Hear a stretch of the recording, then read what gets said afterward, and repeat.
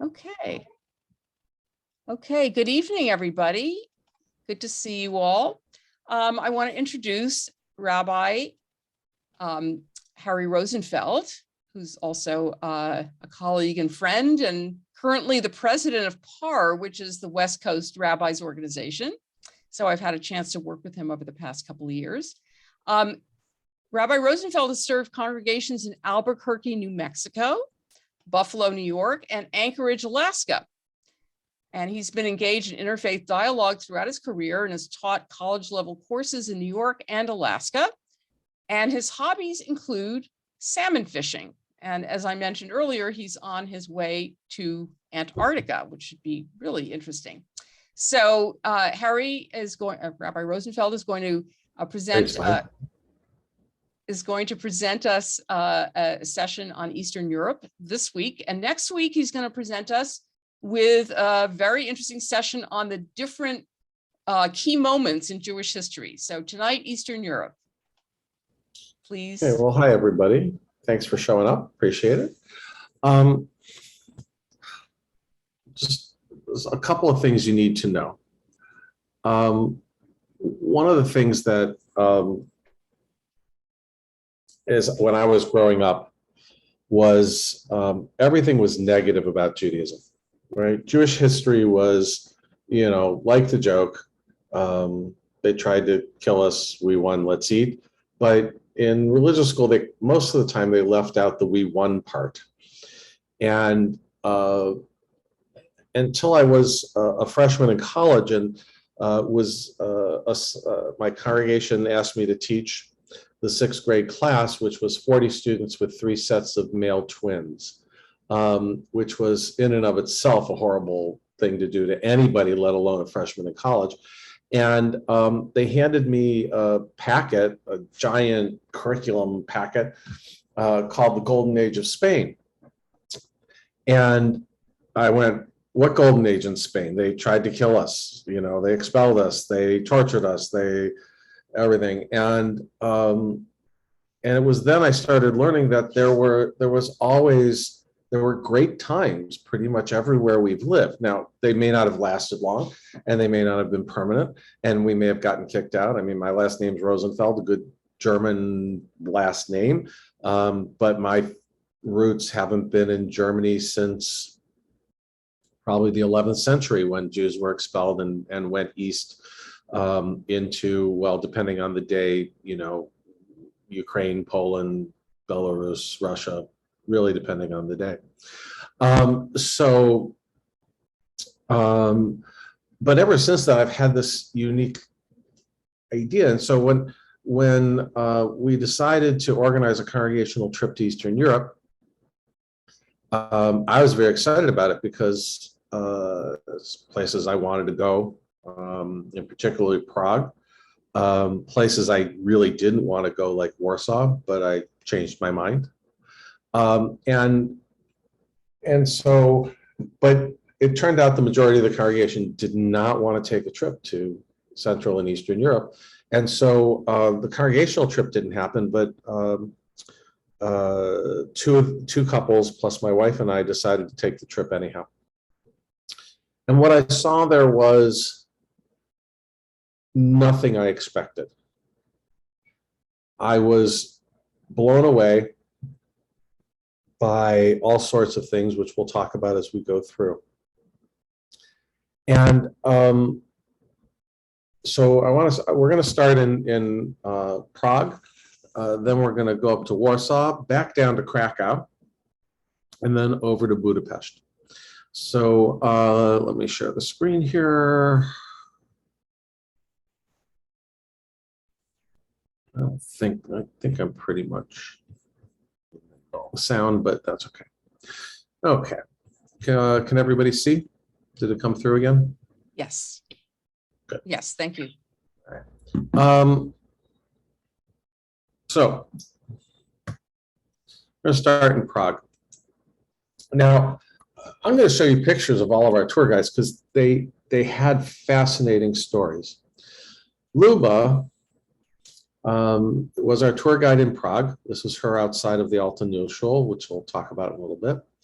And she is, her family dates their heritage back to Prague for hundreds of years, generations and generations and generations, and have been stalwart members of the Prague Jewish community for all those times.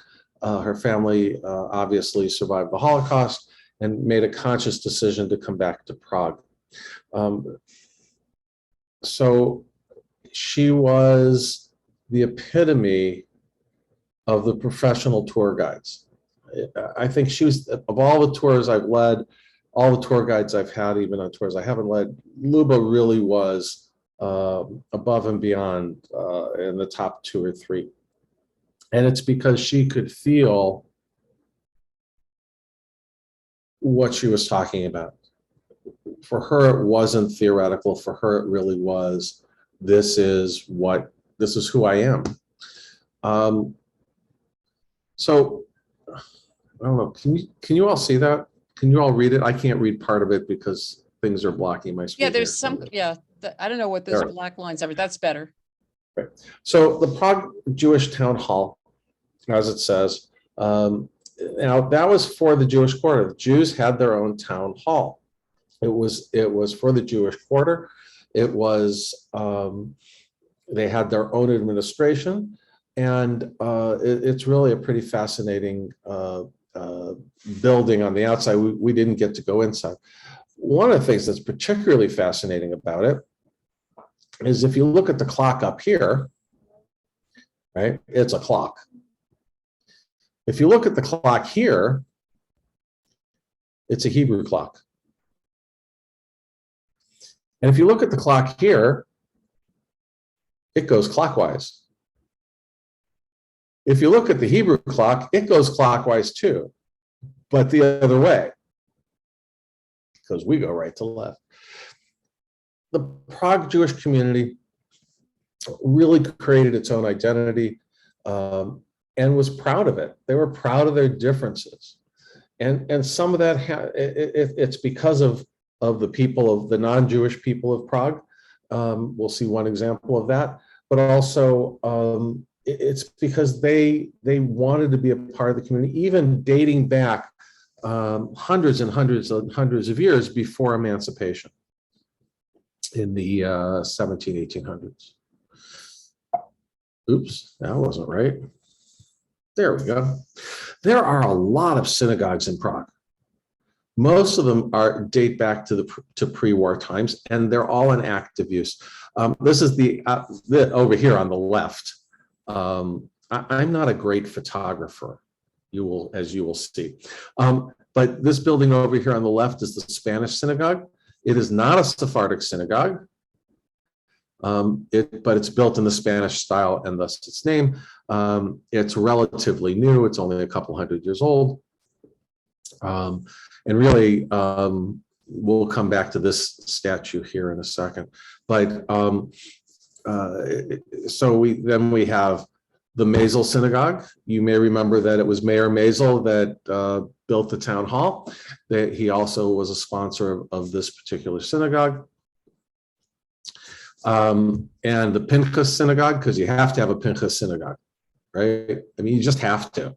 Built in 1479, before Columbus left. It's an ancient and it's an old and a proud community with lots of incredibly interesting and fun history, even considering more recent history. And you see the Pinchas is now my wife did the caption and put Holocaust exhibit, but it's a Holocaust museum. And when we went in there, my wife's family is from Prague, and they had a list of names of people who did not survive throughout Eastern Europe, but particularly from what is now the Czech Republic. And she found her family name there, not any first names that she knew, but certainly the family name was up there. But the most important synagogue in Prague is the Alta New Synagogue, Staranova, in the Czech. It was completed in 1270. And it's called the Alta New Shul because there was an Alt Shul back there. There was an old synagogue there. And it got destroyed, it fell down. They decided to build a new one on the exact same spot. So in 1270, it was the new shul, right? So it was the new shul on the old spot, and that's how it got its name. But that's not what it's famous for. I mean, how many of you have been in anything that dates back to 1200, right? I mean, you go to Israel, you're talking about 1200 BCE, right? But for us, and particularly those of us who were born and raised in the Western Hemisphere, we don't see these kinds of things on any kind of regular basis. My wife took me to Williamsburg, which is where she went as a kid a lot, and we're walking around and I'm looking around and look at the history here, and I'm going, history? This is like, new. The Alta New Shul is particularly important in our Jewish history because of Rabbi Judah Loew, otherwise known as the Maharal of Prague. Rabbi Loew became the chief rabbi of Prague in the 1500s, and he is credited with saving not only the Jewish community from non-Jewish pogroms, they weren't pogroms, but non-Jewish riots by using the Golem, but also he is credited with saving Prague from an invasion of Muslim invaders. And in fact, and like I say, I'm a terrible photographer. Outside of the regular town hall of Prague is a statue of Rabbi Judah Loew. It's the only statue of a rabbi in all of Europe, maybe in all of America, all of the world, and which shows the kind of high regard he was held in. So this is the attic. And first of all, they don't let you go up in the attic because supposedly the remains of the Golem are out there and they don't want anybody putting it back together. Now that's their supposed reason. I don't know. I tend to doubt that the Golem's remains are actually up there. I'll tell you why in a minute. But you can see on the outside of the shul, there's steps so the Golem can come down and sneak out and go do what the Golem was supposed to do, which was protect either the Jewish community or the whole community of Prague. For those of you who don't know the legend of the Golem, according to Jewish tradition, lore, when God and Abraham were hanging out in the tent, in Abraham's tent, and they were talking about all sorts of things, not just the prediction that Isaac would be born, God gave Abraham a book. And the name of the book was Sefer Yetzirah. And this is Talmudic Midrash. It's, clearly not contemporary. It's not true. It's not real. But the legend is that God gave Abraham Sefer Yetzirah, and he passed it down to Isaac, who gave it to Jacob, who gave it to Joseph, who gave it to all the way down. And it was passed eventually down through the European rabbis. And Sefer Yetzirah, which literally means Book of Creation, was the manual that God used to create the world. And there's a passage in Sanhedrin, the Talmud Sanhedrin, that says, if a person is pure enough, upright enough, that person can create life using Sefer Yetzirah, to take inanimate substance and turn it into life. Now, not necessarily human life, but life. And so this legend of the Golem, of artificial life, spread throughout Europe. And actually, it wasn't Rabbi Loew who was the progenitor of the Golem and the Golem legends. it was actually his uncle who lived in Poland and was known for making golems out of wood that served as house cleaners. It was like early Roomba, as best as I can tell, right? And for those people who couldn't afford a housekeeper, which would have been most people, they could go to him, Rabbi Lowe, the uncle, and have a golem made for very little money. They could bring the scrap wood, and he would make them a servant, and everybody could feel like a macher, could feel like a big shot because they had a servant. But the legend of this golem was, is like Frankenstein's monster.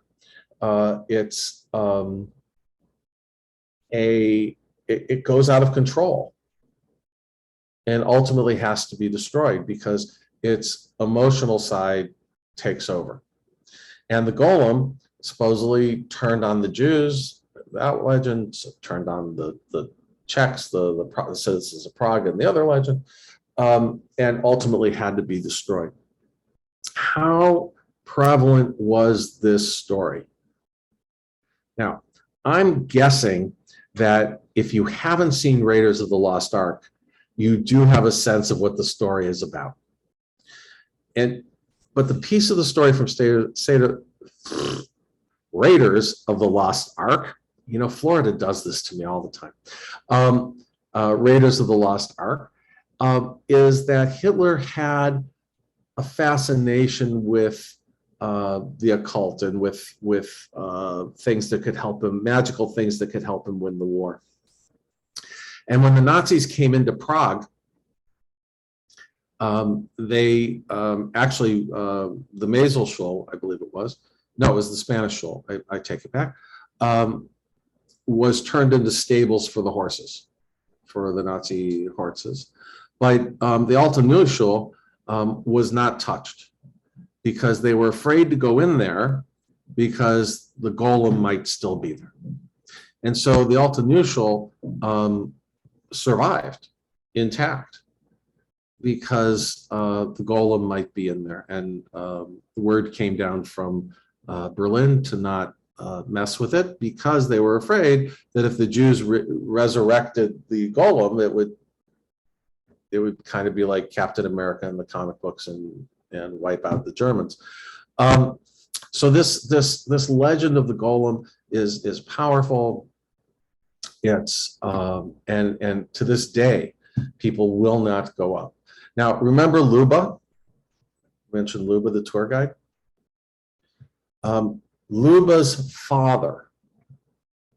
Okay. The inside of this shul is the size of a nice sized living room. Okay. Luba's father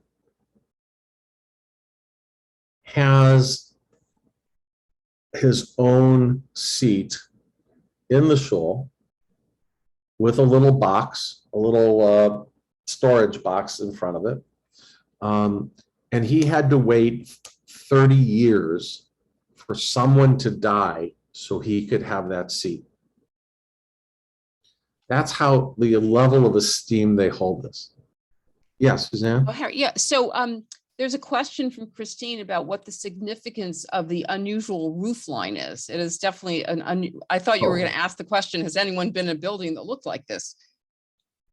I honestly don't know.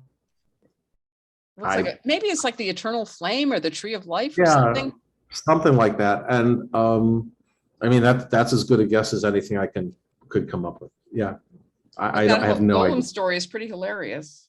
I love the golem stories. They're just actually Jonathan Kellerman and his son, whose name I'm blanking on, Kellerman, wrote 2 books about the golem. They're actually 2 of my favorite golem stories, even though they're not high literature by any stretch of the imagination. So and so to this day, the Star Nova, the Old New, the Alta Neue Shul is still in use. You can see service times, high season and low season, of course.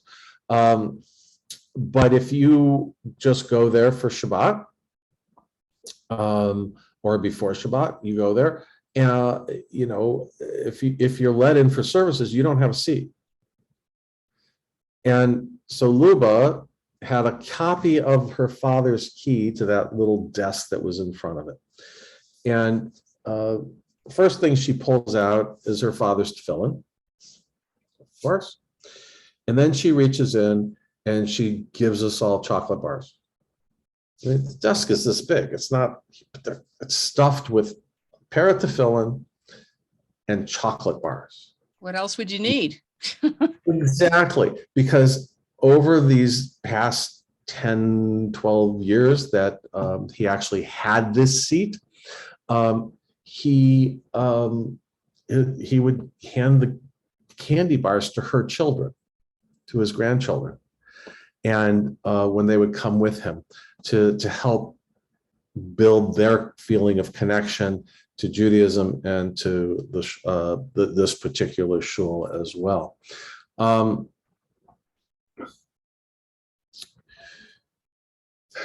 This man, whose name I have just totally blanked on, is the artist in residence in the Alta New Shul. So all the, I mean, this does not date back to 1270, right? Obviously, all the fabric work is his. Every time they want a new piece of silver for a breastplate or a yacht or something, he's the one who makes it. He has total freedom to do that. He just happened to be there that day. He was installing something, and it was so wonderful to get to meet him, and he you know, he doesn't look very happy here, but he was very happy to show us his some of the things he had made for the shul. Okay. Franz Kafka was from Prague. And this is the statue of Kafka. Perfect. It's in the Jewish quarter. It's right out. It's near the Alta New Shul. It's right in the quarter itself. And I mean, come on, you just have to love this.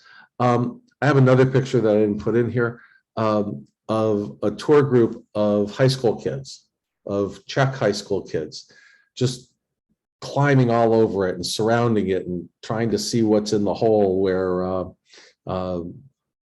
you would think the head would be. I mean, it's just, and Kafka is a local folk hero, not only for the Jewish community, but for the non-Jewish community as well. I mean, I love that he doesn't have, that his feet have been embedded in concrete, and like the mob's going to throw him into the ocean and sink him.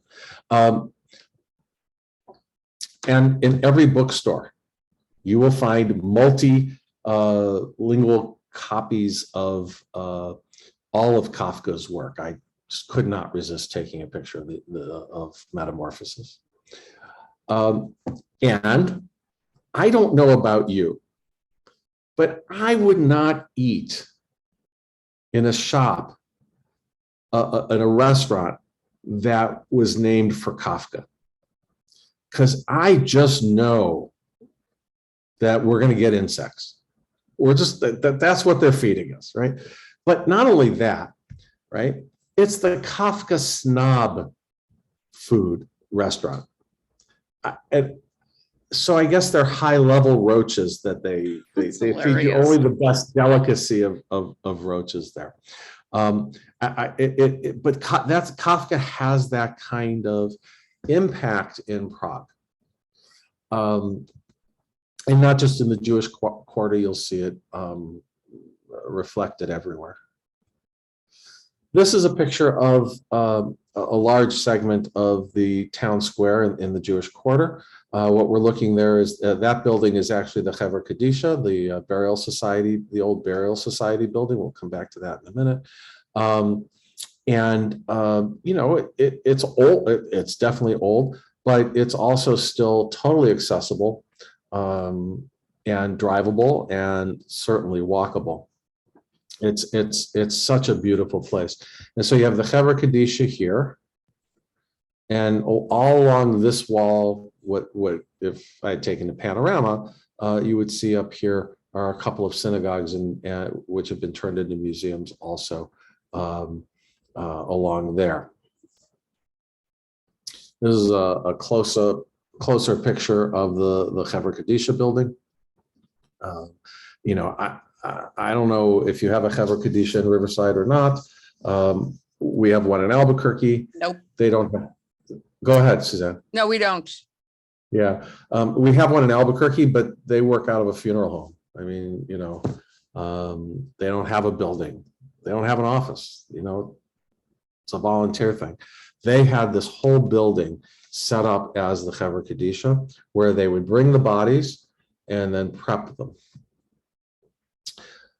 So when I got to Albuquerque, they felt they had a problem in that the cemetery was getting full. They had a whole another parcel right behind it that they could expand to, but they weren't quite ready to do that. And so we had a debate about whether or not we could do like national cemeteries do and stack bodies in graves, right? Whichever member of usually the couple dies first, right? Goes on the bottom, and then whoever dies second goes on top.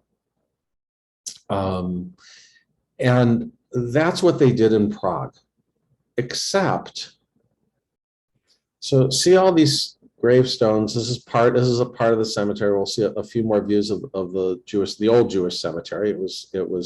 They stopped using it in the 1800s.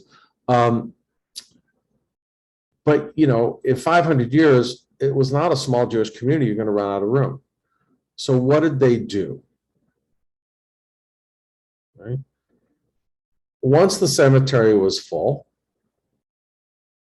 they would haul in another 2 meters, 6 feet, maybe a little less of dirt, put it on top of the old graves and build another level.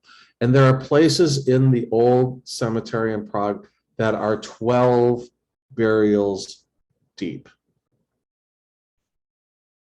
And, you don't think that, I mean, I don't know about your soul, but from the time I was an assistant in Memphis all the way through Anchorage and Buffalo and Albuquerque, as many fights as we had over synagogue policies, the most emotional and contentious were over synagogue cemetery burial policies and synagogue and cemetery management policies, because it's such an emotional thing for people.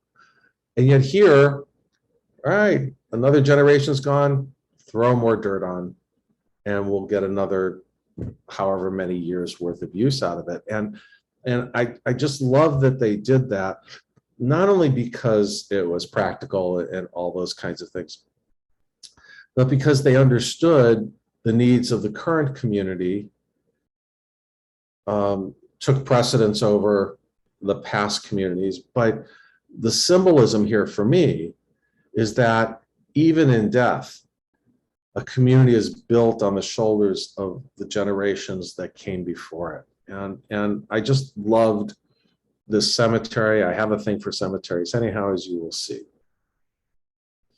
Here's the panorama view of that cemetery.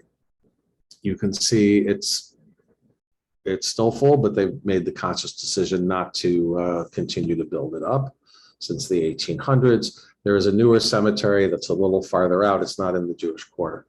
The cemetery, we see here, these are fragments of Gothic tombstones that are embedded into the walls. So these are tombstones that when they dug a grave to bury somebody, they would find these old tombstones. Again, the Nazis did not totally destroy this cemetery. But, obviously headstones were knocked over and whatnot, but they left this cemetery pretty much alone. And these old stones that are here embedded in the wall are, were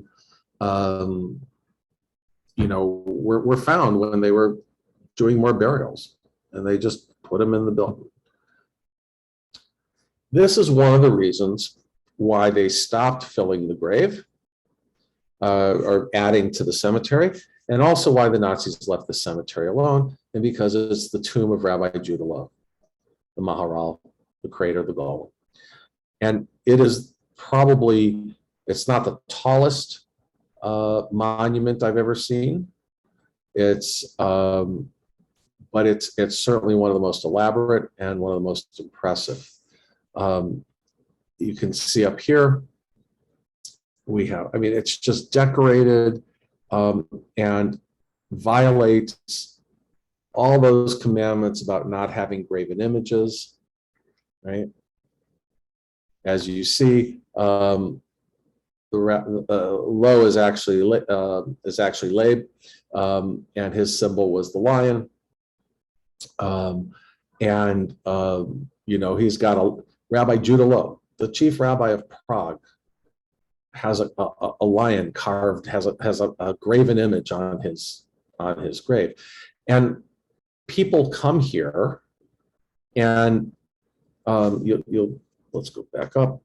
You see, there's a cord around it.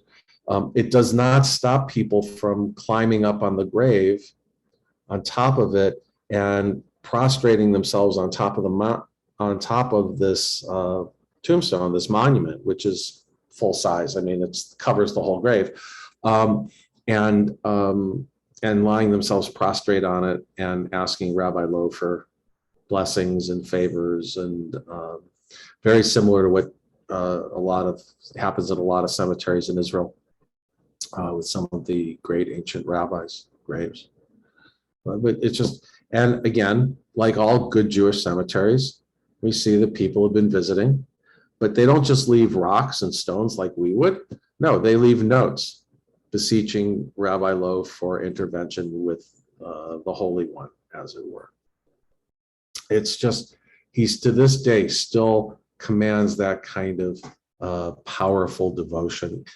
Now, the other piece about Rabbi Loew that I didn't mention earlier, I mean, we always talk about him being the chief rabbi of Prague, but until he got to Prague, I forget the exact number of towns and synagogues he had served in and had been run out of town.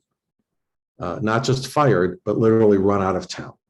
Until he got to Prague and he found his home, and that's where he stayed. There is active Jewish life in Prague.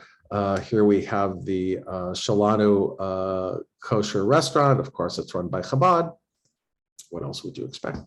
I don't know how many of you watched Dissel, but it was just like that. It was the Rebbe's wife was in charge of the restaurant. She was a very nice woman. And even before the pandemic, they had takeout. I don't know if they delivered, but they had takeout. And it's a milchik restaurant, of course. They also have food trucks. They have kosher food trucks. This one sits actually right outside in the center of the town square where I showed you.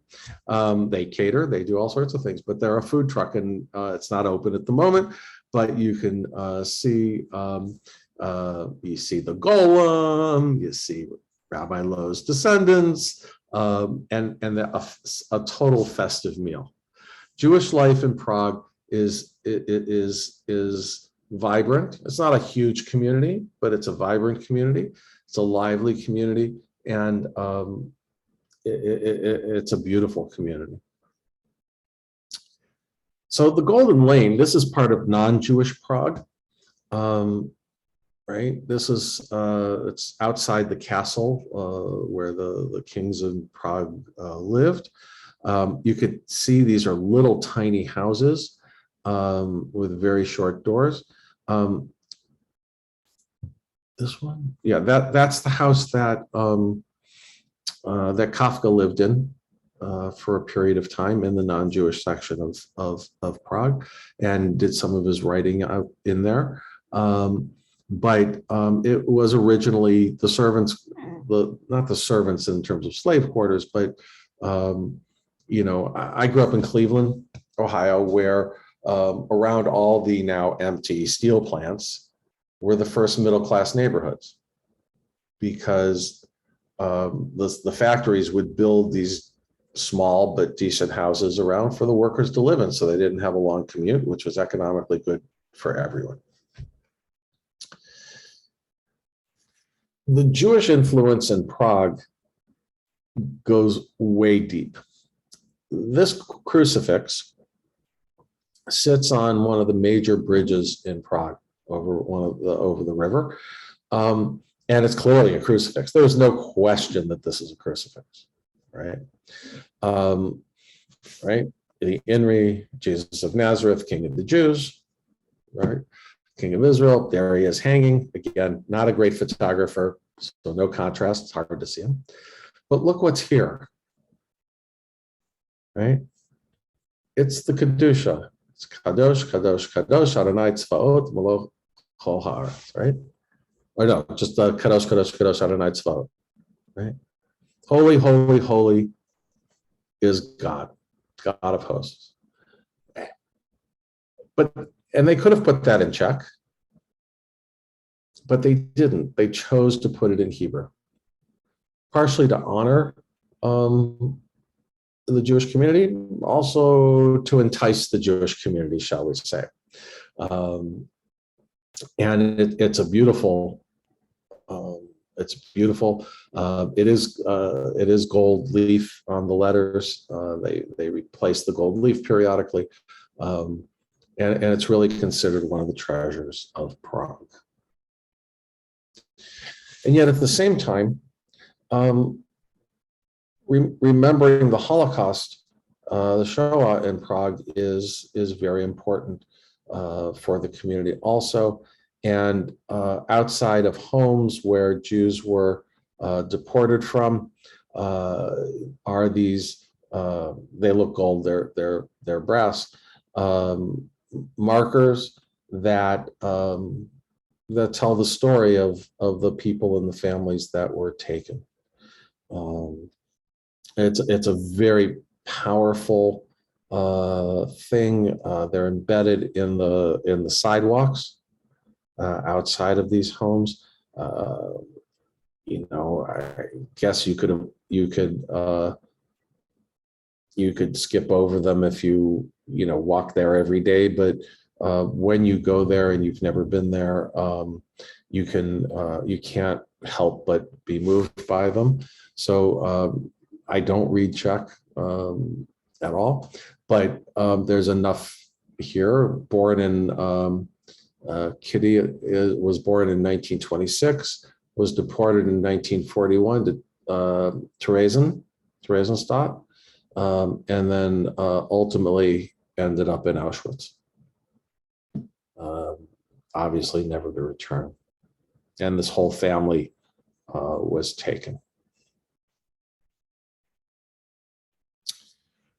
Prague is the only city in Europe, maybe not anymore, but a few years ago was the only, so at least the first city in Europe to have put up almost immediately a 9/11 memorial to represent its close ties to America.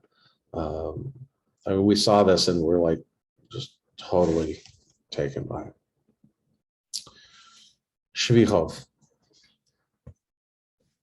Congregation Albert in Albuquerque's Czech Holocaust Torah comes from the town of Srihov. And so when I knew we were going to the Czech Republic, I looked up Srihov, and it's 40 kilometers outside of Prague. So we rented a van for the 6 of us, and we decided to go to Srihov.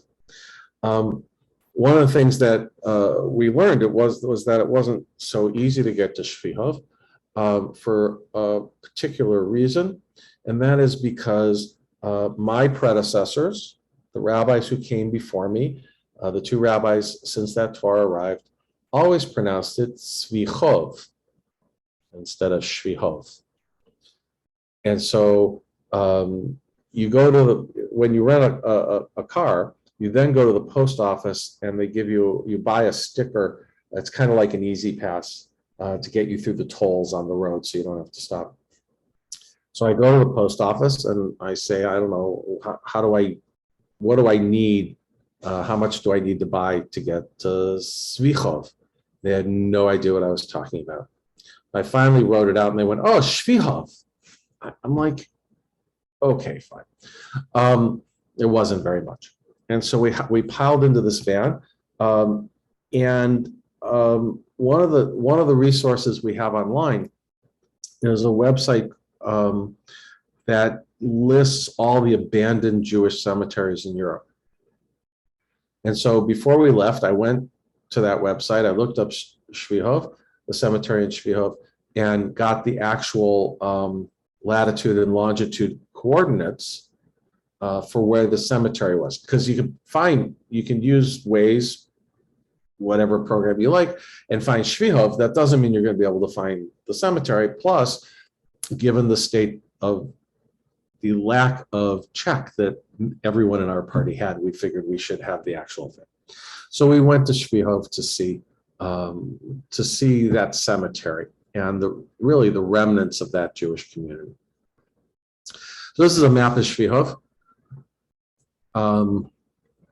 Right, this was the Jewish area down here, and it's not a very big town. The town is still there. It's still an active town. There are no Jews in the town, as we'll see in a few minutes, except in the two cemeteries. One cemetery, we went to the old cemetery, which is on one side of the railroad tracks. The new Jewish cemetery we didn't go to. It's on the other side of the railroad tracks. And when we were ready to go, there was a train.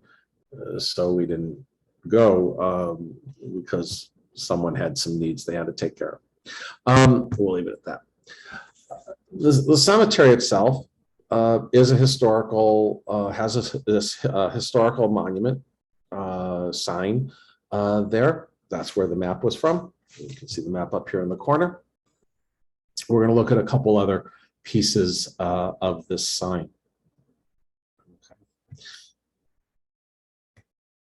Here we have, it's in multi-languages. We see here that by the late 16th century, Srihov was a focus of the Jewish population. It had a large Jewish population, but more importantly, it was the center of, it was kind of the Boonesboro of not only the Jewish community, but the non-Jewish community as well. So people would have farms out and about. They would come into Srihov for the market, and then they'd go back. Or if there was an attack from outside, people would go into the city itself. There is a walled part of the city, and people would go and wait, could defend the castle, could defend the walled city pretty easily. And then once the attackers left, they could go back out. This cemetery was established in 1644. There's about 140 gravestones that still exist. There were more, again, because it's also stacked, although not as much. Right? And we see here that just up the hill, literally up the hill from the Jewish cemetery, is the Catholic Church for the town and its cemetery, which you can see is pretty well kept. And the church is very nice. We went up there as well. And it's up on the hill. The Jews were at the bottom of the hill. Some of that was supersessionism, and the Catholics could look down at the Jews, as it were. But there was a level of cooperation because you can see this well, and this well is ancient, historic. With all these jugs on it, right? What are the jugs for? You can lower the jug, you can use the jugs on the pump, which is connected to the well, which is a hole in the ground, and the green grass grows all around. I'm sorry, I couldn't help that. And the Jews use this as well. Why would the Jews use this? Because we wash our hands when we leave a cemetery. So the Jews would leave the cemetery, they'd walk up the hill. They originally obviously weren't plastic jugs. There were pails and buckets there. They would haul water up out of the well, or eventually use the pump, wash, and the church had that there, and the Jews were allowed to use it to wash their hands. It's not an easy walk up that hill. So it wasn't like, but it was at least some level of respect and connection. This is a view from the church, right outside the church. You can see we were there in March, and it was gray and cloudy and rainy and March weather. But you can see it's a gorgeous place to be.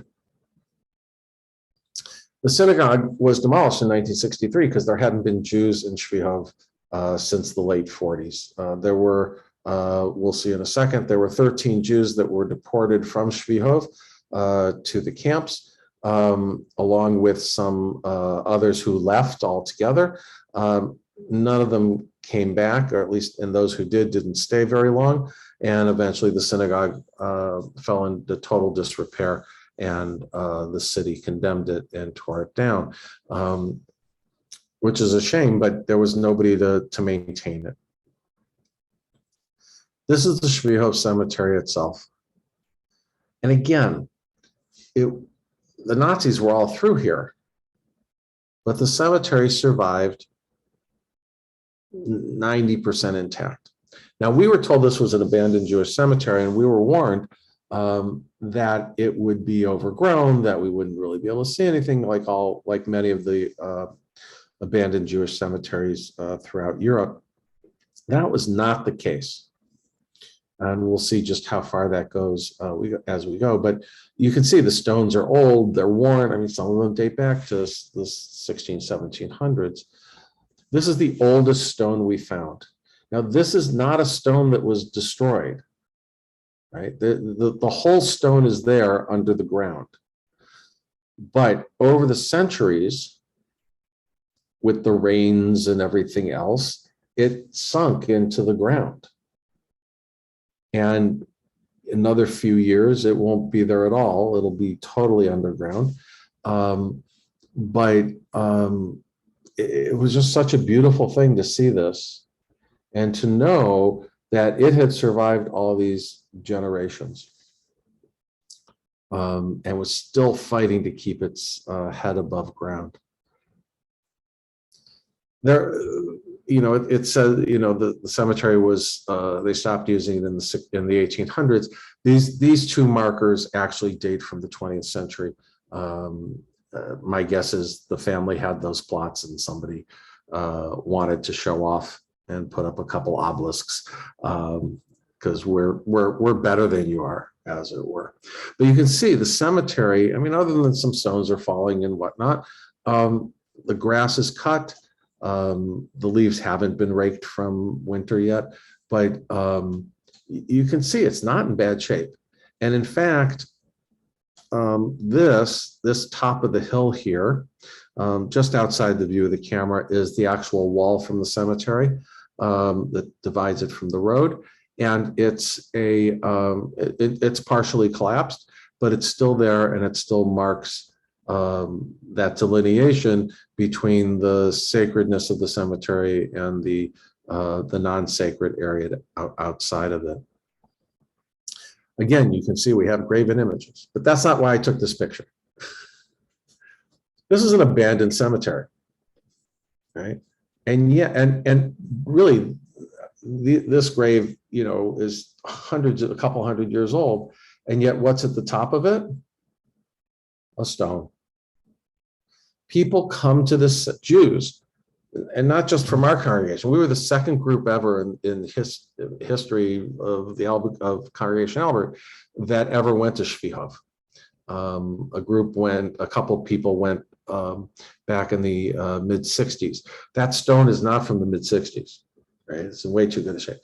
But people come, Jews who either trace their history back to Srihov, other Czech Jews who just decide they're going to do this, they come and leave stones. I just want to go quickly here. I mean, you can see it. Look, it's just amazing how many people. And while we have stones here, it really doesn't come out clearly. There are also yahrzeit candles on top here. This one has a whole bunch of them. Over the years, somebody keeps coming back year after year and leaving. There's some more pictures. This is the list of the 13 Jews who were deported from Srihov, and only 2 survived the war. This is a possible grave of the rabbi. It was really kind of hard to see, and a lot of old Jewish cemeteries use the word Rav or Reb in front of many names, but it was the most elaborate stone we found of the old ones, not counting the obelisks.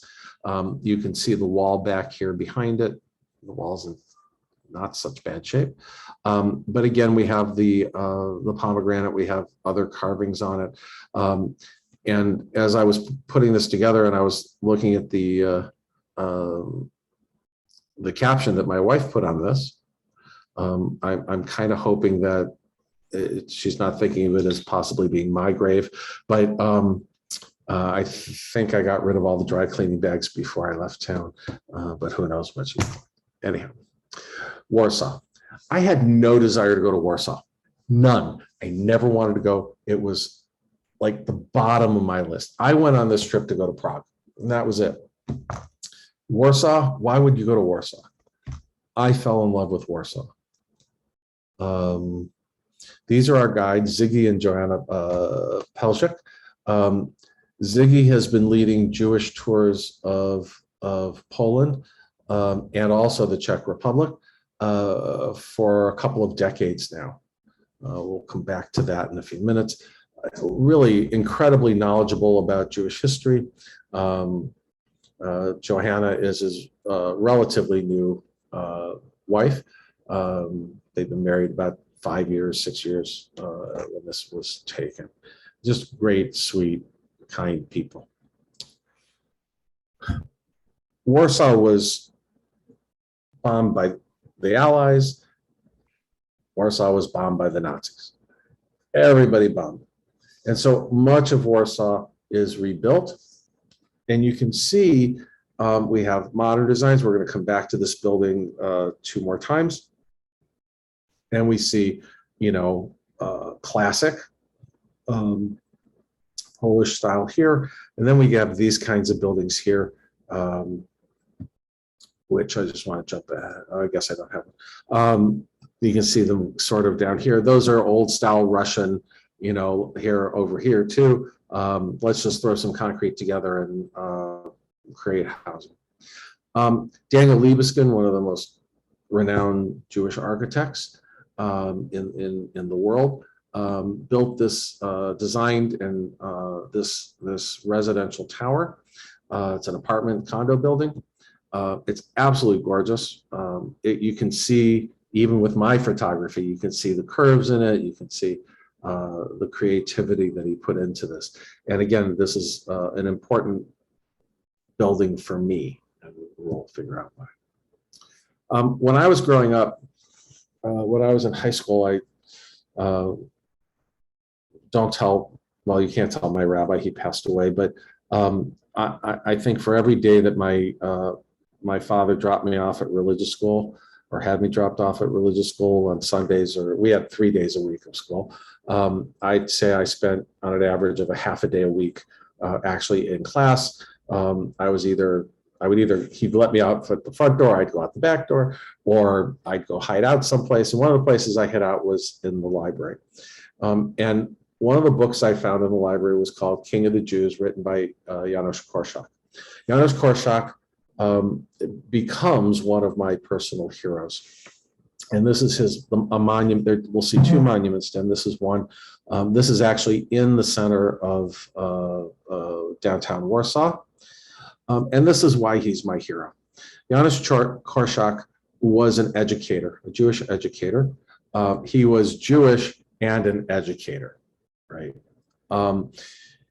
And he had, before Piaget, or contemporarily with Piaget and other great pedagogic thinkers, he was doing this in Poland. He had an orphanage that he created, and to bring in Jewish and non-Jewish students to help them become educated and be able to survive in the world, since they didn't have families to help them. And you can see here how much he cares about his students. Korczak, the Nazis came to Korczak when they invaded Warsaw and were starting to round up Jews and create the ghetto. And they told him he could leave.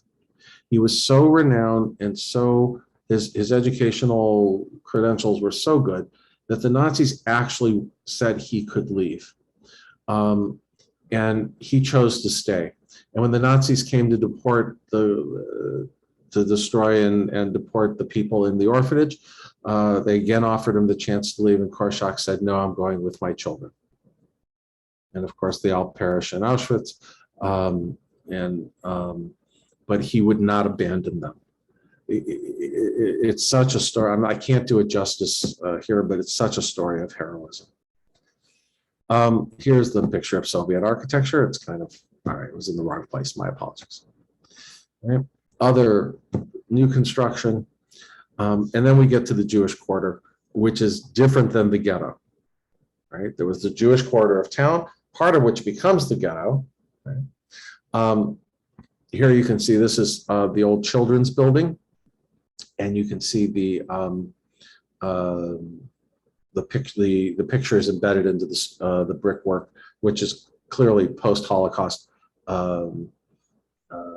But this picture is taken. I'm standing in front of what was Nazi headquarters in the Jewish quarter, and which is why later on after the war they put this up there. The Noshek Synagogue is still in use. There's a beautiful synagogue. And right outside of it is, of course, a falafel stand, because, you know, you got to pray and eat. We're Jews. And there's no kosher certification on it, which meant I really wanted to eat. Anyhow, there is a good Jewish community there. We went to a community center in Warsaw, a Jewish community center, not the most active one. We couldn't get there, but one of the others. There were people in there, libraries, students were learning. It was just a beautiful thing. This is the inside of the synagogue. This is the Ark. I mean, look at the detail. And again, it survived the war somehow. It needed to be restored, but it did survive the war. Here's the Bima. It's just a beautiful building. There is not much of the Warsaw Ghetto wall left. Most of it was destroyed. There are pieces of it that still exist and are maintained as a memorial. And you'll see these gold plaques periodically on it. I mean, this is a map of the whole ghetto, obviously, and a little sign here. But periodically on the wall, you will find these plaques, these metal plaques. Oops. I might have accidentally. Everywhere you see one of these plaques, you will see a missing brick. The plaque tells you where the brick is. All those bricks that were taken out of the wall, and they're carefully chosen to not damage the integrity of the wall. All those bricks are in Holocaust museums around the world, from Yad Vashem to the U.S. Holocaust Museum to the Simon Wiesenthal Center in L.A. to across the world, so that the tangibility of the horror and the bravery of what was the Warsaw Ghetto is spread. Again, most of the wall was destroyed, but along the path of where the wall was, the Poles have created various places. It looks different. This is a nice one, a very nice one section where the wall actually stood. So again, that memorial is always there.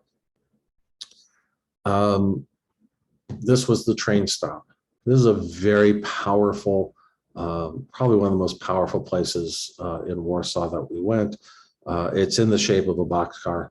And this is where the ghetto Jews were herded on like cattle. 300,000 Jews in a year. It's just unbelievable. And it carries again, both some first names, but also family names. And that's the wider shot of it. This is Mila 18. How many of you read the book? Right? It actually existed. Mila 18 was a real story. This is the bunker of the one of the bunkers of the Warsaw Ghetto uprising of the rebels, where they were underground. And today it's preserved as a monument. So another shot of the same thing, the close up. There are Israeli flags on all the Jewish monuments. It's just fascinating to me. We'll see that again in Krakow. That's us climbing the hill. So, of course, now we see this. Here is, see if I can do this. This is the section of the wall that they took the brick for the, or the castings and 2 original bricks to the U.S. Holocaust Museum.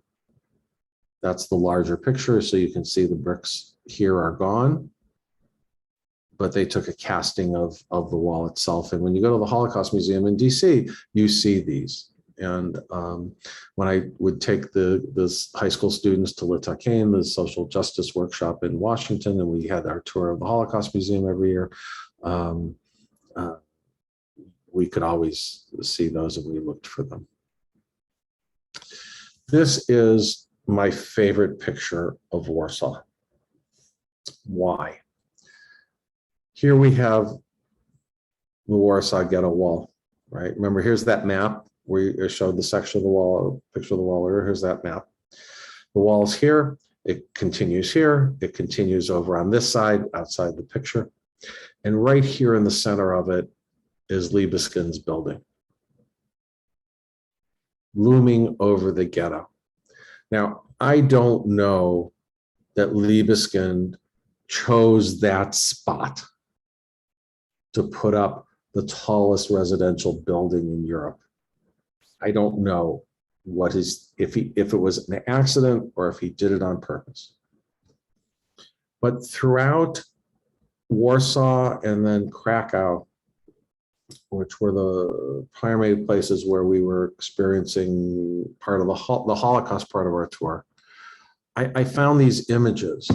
And to me, I like to think that Libeskind picked this spot and had this in mind, not just because his building was there, but because it's so big and it's so tall. And because I think he's just giving his finger to the Nazis and saying, we survived. You did not. With all the horror, with all the loss, with all the pain that we suffered as a people, we survived. You didn't. You're gone. Yes, there are remnants of them, and we fight them constantly, and we need to be aware of them constantly. But we survived.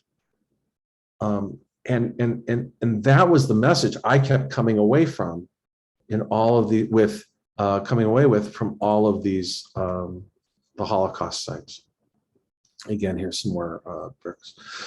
This is the head of the actual building headquarters of the Warsaw Ghetto Insurgents. And this is when the ghetto fell and those warriors needed to escape, they came up out of the sewer. And they had arranged, one of their members had snuck out, gotten a truck, and they had arranged to meet at this sewer. And there's this, you can see the hands of the, I'm pointing at it like you can see. But you can see the hands on the rungs here as if they're actually climbing out of the sewer. There's a close-up of it. It's such a powerful place and such a powerful thing. And this is a pool of water to, again, emphasize they were coming out of the sewers. And here they obviously have the history there. And these are some of the folks that went to Israel and founded the Kibbutz Yad Mordechai in honor of and memory of the leader of the revolt in the Warsaw Ghetto. I mean, they literally came out, and just coincidentally, I mean, the monument's right here, just outside the picture. They were doing work on the sewers that day we were there. It was just incredibly powerful. The original Jewish cemetery, or one of the old Jewish cemeteries in Warsaw, just thrilled me. This is the original gate, renovated. This is the inside. I mean, this is such a beautiful cemetery.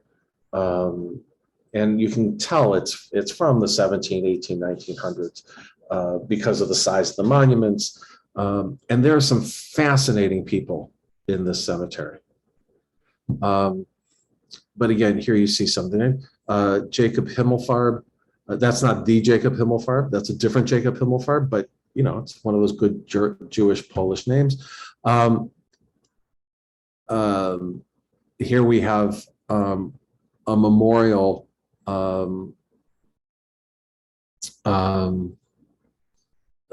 Actually, this woman's buried there. She was a resident of Poland, of Warsaw, and the family brought her back here to be buried when she died in 20.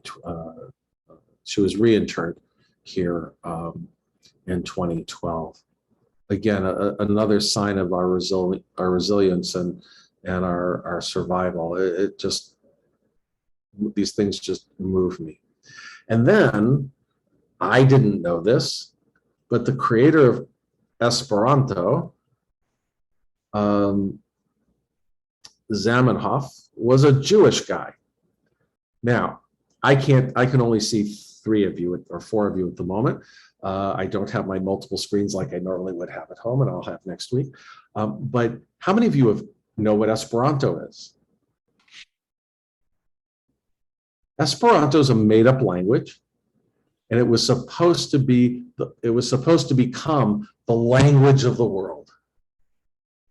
And it was bits and pieces of languages, and it was, and if you listen to it today, you don't understand a word of it. No, it didn't go anywhere, but it was this incredible endeavor. I didn't know that it was a Jewish guy, Doctoro, no less, who had done this.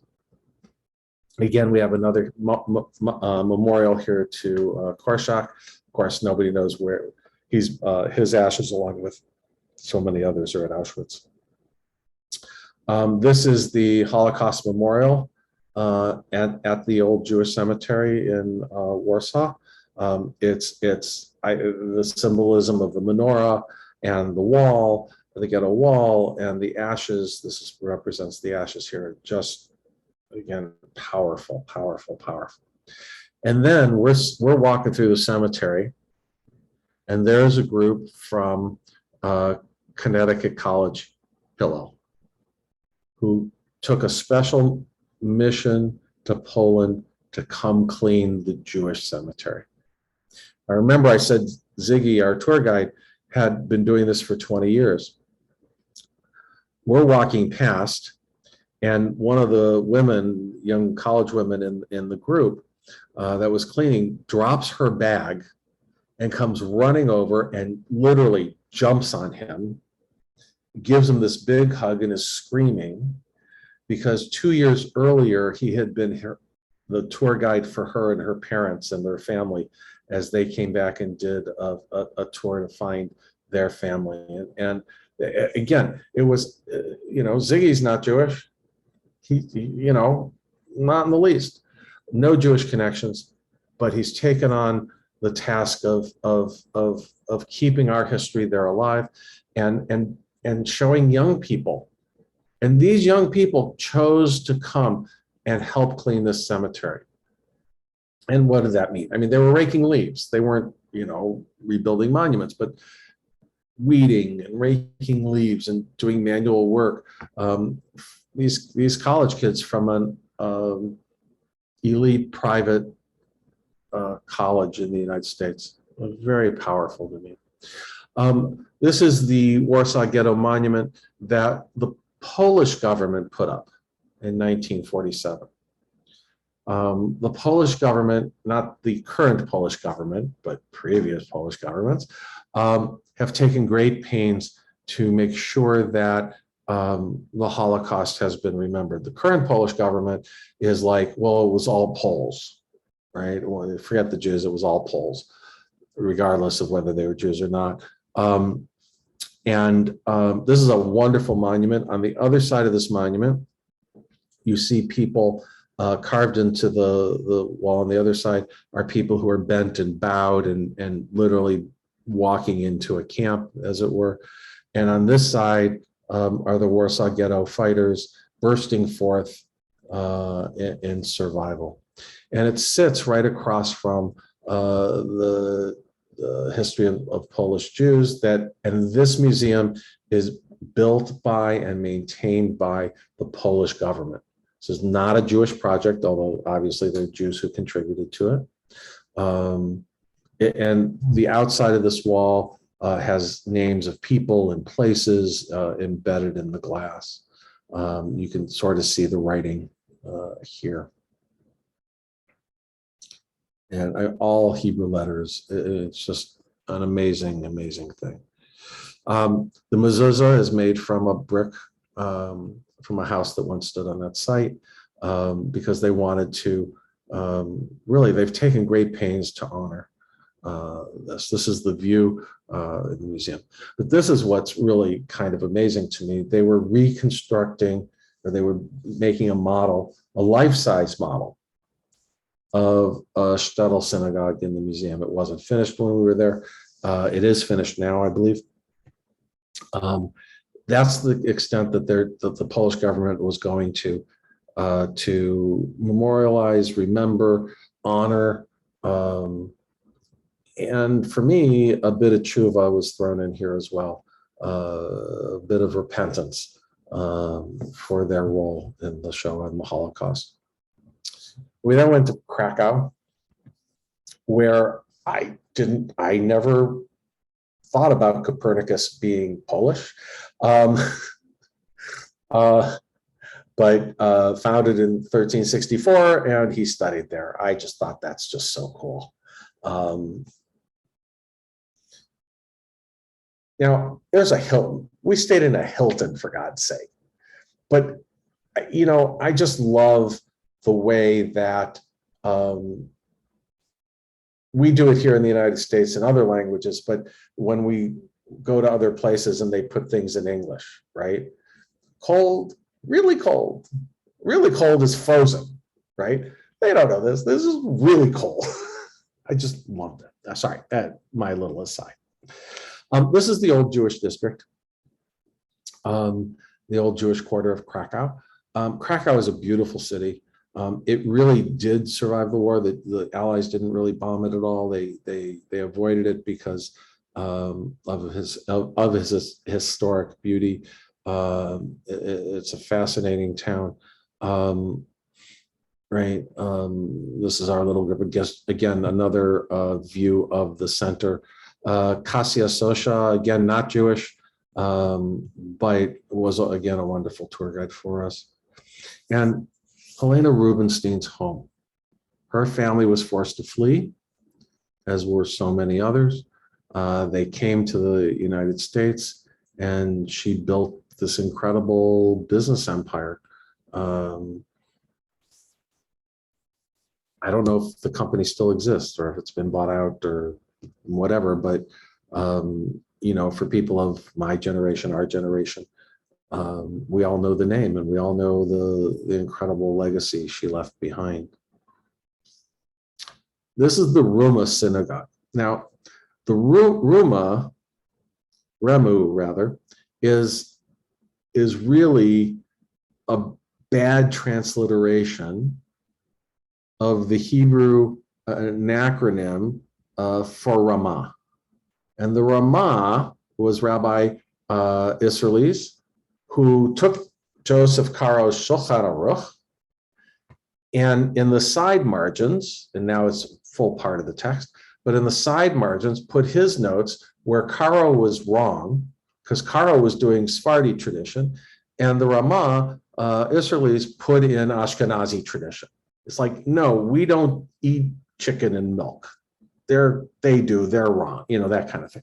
But this was his synagogue. It's called the New Synagogue, Durama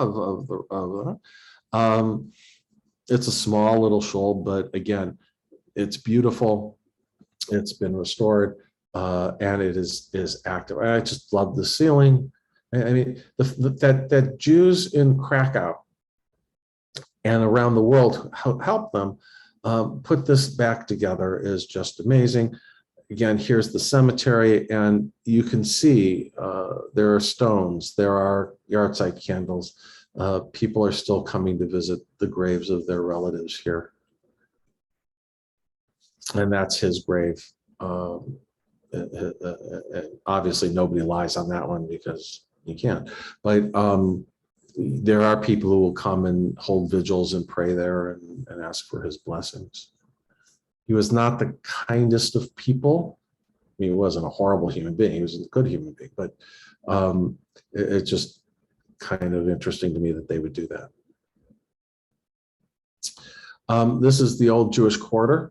Again, the Jewish quarter, and the city of Krakow has put up these fences, which are menorahs, right? Just to make sure that we know it's the Jewish quarter. Here's again the Jewish community centers all through Poland and Czechoslovakia as well.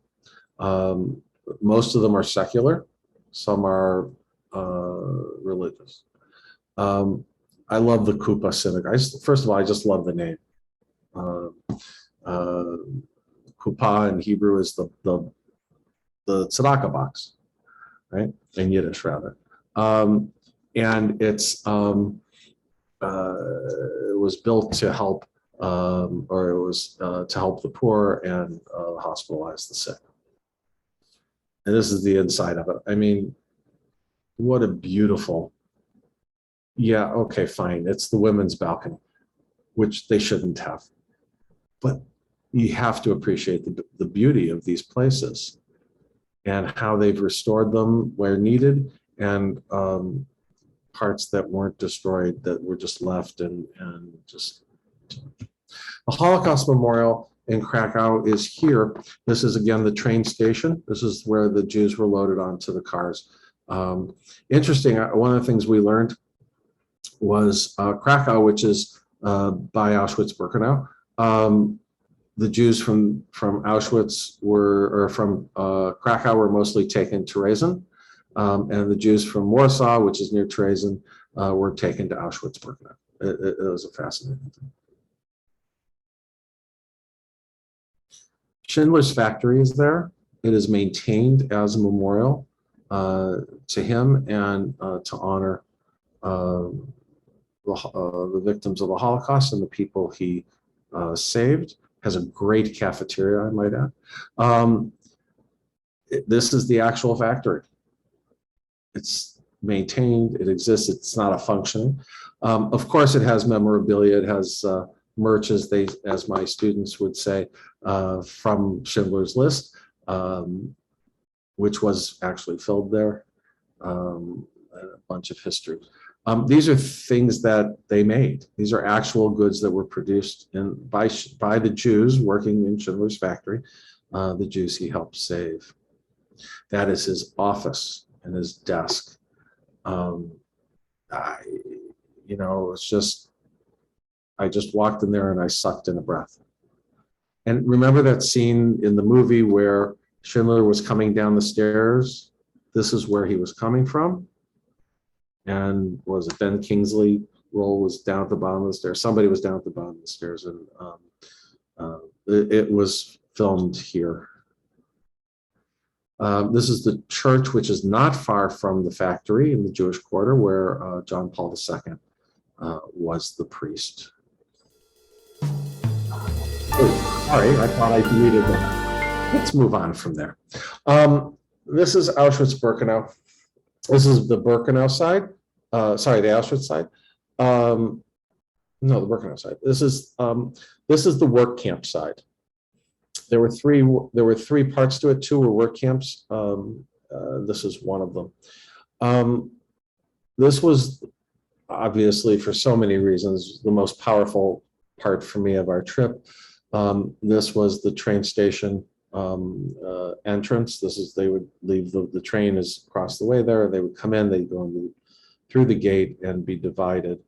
And you could see where all the places that Jews were sent to Auschwitz.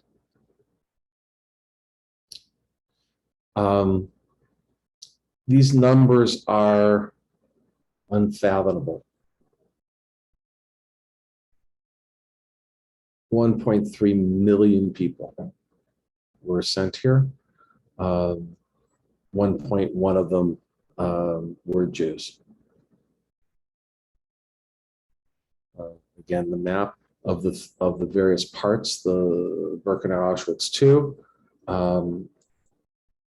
SS headquarters. This is Auschwitz I rather, where the light industry was.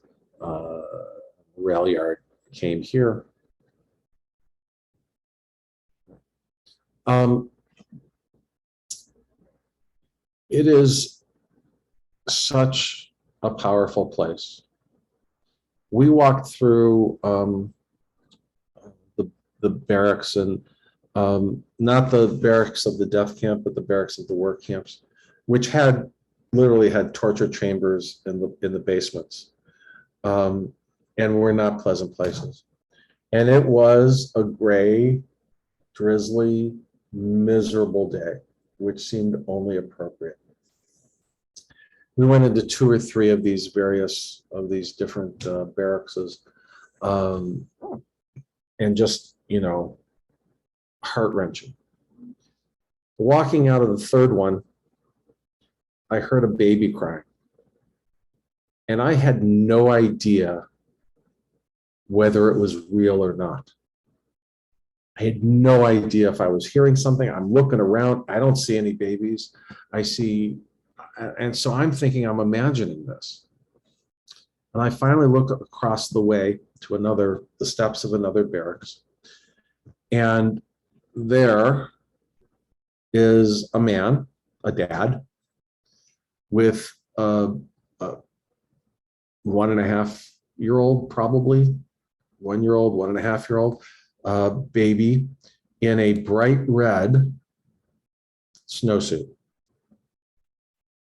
Right? Remember the bright red coat from Schindler's List? This was a bright red snowsuit. The baby's arms were, it was a snowsuit. The baby's was like in a crucifix position. Arms couldn't move and was clearly uncomfortable. And the dad was doing everything possible to comfort this child. And I looked across at this, and my heart at first broke, and then was filled with such joy, because that baby was being comforted and would walk out of there, well, be taken out of there, I should say, and would not just survive, but had a chance at a beautiful life. Those images kept coming, those kinds of images kept coming the whole time we were in Auschwitz Birkenau. This is the train station, the actual entrance where the Jews were taken off the train and at Birkenau, at the death camp, and were sent in the different directions, right or left, for survival or murder. You can see the bleakness of this, which has been maintained by the Polish government. And then we get to the actual Holocaust Memorial itself in Auschwitz. And there's a group of Israeli kids who have carrying Israeli flags, but wrapped themselves in Israeli flags, like Superman capes. And they were running back and forth, and they were singing Hatikva, and they were singing old Israeli folk songs. And again, I had that same feeling I had in Warsaw. And we went to, and I just couldn't take a picture of it, but we went to one of the ruins of one of the gas chambers, the crematoria rather. And again, I just stood there and went, we survived. There was horror, there was pain, there was it was undescribable, but we survived, we thrived. And the Nazis didn't. We won. And at a horrible cost. And it should never have happened. But we're still here. And our kids come here and celebrate their survival and what we've been able to build in these past almost 80 years. That's so amazing. It's been almost 80 years. Budapest. Budapest was a whole different experience. We were there during an election campaign, and both sides were defacing the other side's posters by drawing Hitler mustaches on them. So the liberals were drawing Hitler mustaches on the conservatives, and the conservatives were drawing Hitler mustaches on the liberals. It was a horrible place. It's a beautiful place, and the history of Buda and Pest is fascinating. But it was the only place where we experienced anti-Semitism at all in our time in Europe. This is looking from Buda over to Pest. That's the Danube. We actually took a tour down the Danube, and I will tell you, the Danube is not blue. It is muddy, brown, gray, just like you would expect. Very disappointing. So this is our Hungarian guide here, Thomas Zajski. And he knew I was a rabbi. He knew everybody in this group was Jewish. Let's say all 6 of us were Jewish. And Thomas started out by telling us that his uncle was Jewish, that most Hungarians are mager, and he's not. On his mother's side, he is not. He's descended from Jews, and he feels a kinship to Jews and does these Jewish tours.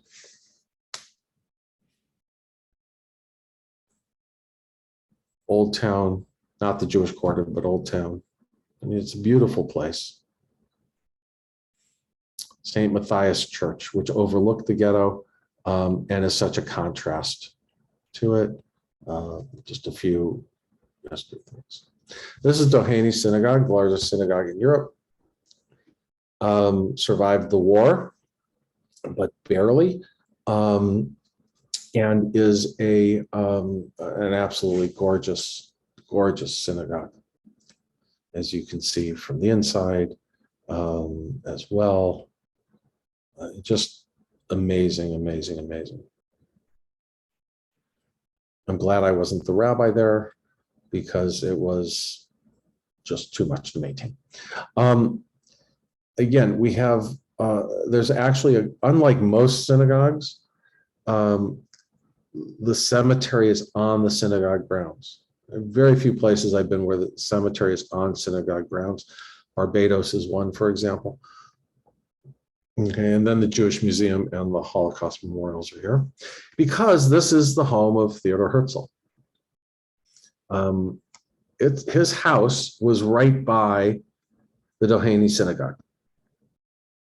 And they honor, the synagogue honors his memory. You go and you know these things intellectually, and then you see them and because you forget it in that moment, and then you see that and it's just overwhelming. There are 2,000 Jews who are buried on synagogue grounds. These are some of their headstones. They're all buried in this one courtyard. Obviously the graves it's a mass grave. They're not individual graves, but they did put up stones for all the names of people that they could find. This is, I have to say, the best. There's no right word for that. The most powerful, the most interesting, the Holocaust Memorial I've ever seen or felt or been around. As it says, it's leaves, it's willow trees. All the names are listed there, the 400,000 names. And when there's a breeze, it makes music. It makes this beautiful hum. And again, I had that, I mean, here's a memorial to 400,000 people who were murdered, and yet it can create beauty. Just amazing. And of course, Raoul Wallenberg was from Budapest.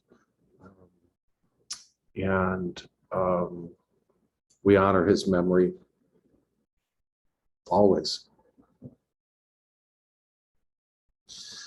There were others as well. I mean, it wasn't just Wallenberg and the others we're familiar with. There were lots of individuals who risked their lives to save Jews during the Shoah. In the courtyard here again, there's a memorial to Wallenberg. His name is on this slab as well, and they keep adding names as they come up with the stories of people who hid Jews, helped save Jews, etc.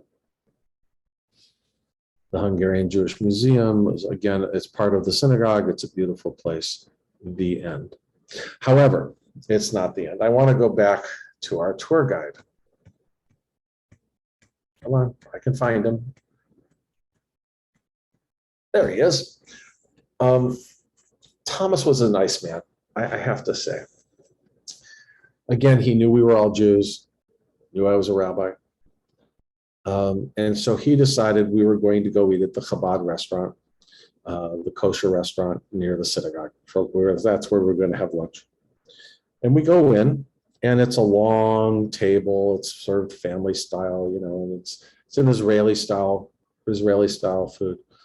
And sitting at the table next to us are 10 Israelis, all of whom are working construction in various parts of town. They went to Budapest to find work, and they're working as construction workers, particularly in rebuilding streets. I once gave this talk and said they were street workers, but that was not correct from an American slang point of view. But they were doing it. And they're sitting there and they're talking in Hebrew.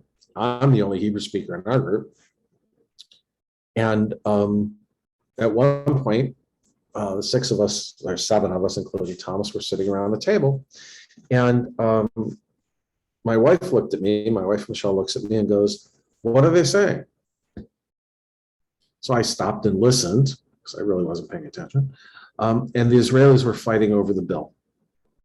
How are they going to divide the bill? Right? So I looked at Michelle and I said, "They're fighting over who's going to pay what on the bill." And Thomas, who traces his history supposedly on his mother's side back to Jews, without missing a beat says, "You know, it's Jews and money." And he was not joking. The anti-Semitism in Budapest, maybe throughout Hungary, that's the only place we were in Hungary. The anti-Semitism is deeply ingrained and is to this day. And other comments he would make, seeing those little Hitler mustaches on the campaign posters from both sides that, you know, had been defaced with Hitler mustaches. It was the only place on this trip that I didn't feel welcome. So many others have been to Hungary and Budapest and have felt welcome. Our experience was that we did not feel welcome. And nowhere in Poland did we not feel welcome. Certainly not in the Czech Republic, we felt welcomed. And but Budapest was a different, Hungary was a different story. And so we know it's still there. We know we have to continue the battle and the fight. We saw what happened in Ottawa this week. We certainly know what happened here in Charlottesville and other places. And Colliersville this past, which wasn't a Nazi thing, but still an anti-Semitic horrible thing. We know we need to remain vigilant. But I keep coming back to and from not a joking point at all, which Rabbi Singer may have a hard time believing that I can actually say something not joking. We survive and we thrive, and we change and we grow. And that's the message I came back with from this trip, was that we have been through some of the most horrific things. And yet we walk around, we can walk into our schools and see little kids running around, playing and singing, and hopefully even during religious school laughing once in a while. And it's such a miracle. There's no word for it other than miracle. That we've been able to do this for millennium. And it just, my heart is elated every time. And I'll close with this, not about Eastern Europe, but about here. There's this thing, I don't know if you've heard of it, it's called Facebook. And lately, since Hanukkah, I think, these posts have shown up on my feed from former congregants and students and current congregants and students, but really it's the former ones, where they're posting that they're doing Jewish things. And it confirms everything I figured out on this trip. So that's this presentation. Happy to do questions. I'm 10 minutes over. Sorry, Suzanne. That's okay. Don't worry about it. Do you mind stop sharing so we can see? Yeah, I was looking. Yeah, I moved the button. I couldn't find it. Thank you so much for sharing, especially such a personal journey through Eastern Europe, and your feelings about it and your responses. I have a question, then we'll see if other people do. You know, I read this book by Jonathan Kaufman a number of years ago called A Hole in the Heart of the World. Have you read that book? No. It came out about 20, 30 years ago. So what he talked about in Eastern Europe was the fact that there's a thriving Jewish culture without Jews. So I wonder if you noted that at all, because it seems like there are klezmer festivals and various other kinds of Jewish festivals, but not necessarily with Jews. Yeah, those are in the more rural parts of Poland. And from what we were told and what I've learned from others, there's a wonderful woman who lives in Albuquerque, who's now the co-director of the National Klezmer Institute. And there's not a Jewish bone in her, not a Jewish shred of DNA, but she just loves klezmer music and is a very important part of the Jewish community now in Albuquerque. And we were talking about it, and there are tons of these festivals, these klezmer festivals. It's as if it's Polish folk music throughout Poland, and other kinds of Jewish experiences. Not so much Israel. It's not like Israeli music and culture, etc.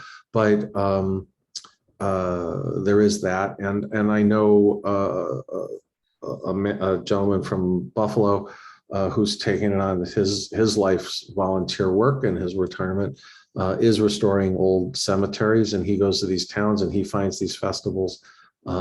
Just coincidentally, they happen to be going on when he's in town working on one of these cemeteries. So. But we didn't see it. Everywhere we went, we saw Jews, or places that Jews used that were used by, that were active and living. That's good to hear. Somebody posed the question of, he hears that Poland has become more right-wing and more anti-Semitic, which is, of course, definitely the case. As you indicated, that, some of the memorials were done by a previous administration. And now it's much more. And don't they have a law that you're not allowed to blame any Poles for any kind of, anti-Semitic? Yeah. Yeah. It's really. Israel cut ties for a while, and some mess. So let me ask, does anyone else have a question or a comment? I think we're all sort of emotionally, gripped by what you shared with us. I have a question. Sandy, go ahead. When you were in Budapest, did you see the shoes along the river? Yeah, that's a great question. I saw them there, and I saw them on another trip when we were in Vienna? No, I forget if it was Oslo or it was one of the Scandinavian countries. And they're along the river, but they get torn up. They get removed and thrown into the river. And then the government or the Jewish community together come back and have to replace them on a regular basis. Yeah, I believe that's in Denmark. Yeah, where it's in that's Denmark. going on. Yeah. But it also happens, it happens in Budapest, it happens a lot of places. The other thing we saw in Budapest was on our non-Jewish day when we went to Pest, was an excavation of an old Roman city. And I so we're talking 3rd century, 2nd century. And I felt like I was back in Israel. I was walking around yet another Roman ruin. That was great. So are there any other questions before we let Rabbi Rosenfeld take a break, since he's on East Coast time and it's almost 11 o'clock, but Yeah. anybody And else? I have a 6 o'clock flight tomorrow. Oh, have a geez, comment. Joan. Yeah, when I was in Poland, I was very well. I Jewish life was fairly unrestricted in Warsaw, as far as I could see. They let me. I arrived there on Erev Yom Kippur, and they let me into the synagogue without any kind of investigation or screening or anything, which I thought was pretty unusual. Of course, Polish Jews spoke Yiddish at home pre-war. And one of the Polish Jews said, when I came in, he said, "You want a candle?" And I said, "A candle?" And he said, "A candle." And what do you mean? And so he shows me Yortzeit lamps. And I said, "Oh, a Yortzeit lamp." And he said, "No, a candle." So, obviously there was no Yiddish. We didn't even know that much Yiddish, yeah. But then the rabbi there, he announced the pages in English, Polish, and Hebrew. Well, one time there was a lot of ambient noise and I didn't hear the English and I don't speak Polish, but I heard the Hebrew. And he said, "Matayim arba'im v'chamesh." And so I verbalized it out. Oh, yeah, I verbalized it out loud. And this Polish Jew said, "Oh, Matayim arba'im v'chamesh." And I said, "At medaberet ivrit? Do you speak Hebrew?" And she said, "Ani lomedet achshav, I'm just learning." So I thought, wow, is Hebrew now the replacement for Yiddish? I was really happy about that. But of course, Hebrew has not enveloped the Jewish population like Yiddish did. But another thing that I found that was really disturbing is Jews don't want to look like Jews in Poland. They pride themselves in looking Goyish. And I heard that from a couple of Jews when I was in Warsaw, and also a woman who located me on GEDmatch, who happens to be a relative who survived the war in Poland. And she said, I'm fortunate that I have blue eyes and blonde hair. I don't look Jewish. So there's a real fear still of anti-Semitism. Understandable.